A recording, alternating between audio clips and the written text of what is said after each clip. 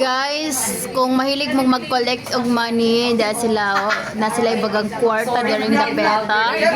Grabe. I-featured girl, kaya basi pa sa girl, dayo ko ni girl. Oh, diya pa dire, kuwangan pa ni sila din ang mabusulot mo pa damo. Dapat sila dire. Legit ni guys, kuwangan sila 2020, basig na itong mga 2020 diha na tagpiso. Dari pa ilang mga kari. Bank notes. Ma-featured ka doon ni Jessica Sonia. Legit ni sila guys, legit. Banknote sa 1949. Na pinakamahal ko nun nila nakuha. Pinakamahal, 125 peso. Abot ni? Diyan ka po, Princess.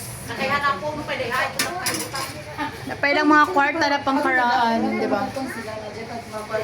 Ligon pa ka, Jo. Ligon pa sa relasyon sa Di ba pa rin Joya. sa kwarta, ma'am? Latest and latest. Diyan pa kasi pa nagsunod sa John na paan. Jari pa yung latest nga kwarta mga ma'am, sir. Uy, pa na mag-display kay, ano lang Uy, mag-Jessica din si Jang. 5,000. Interview na ba ni Sa Jessica? Macau, pagod si John. Ay mo ni si Jang ato collector. Ay, Jessica. Jessica. Ako ni si Jessica.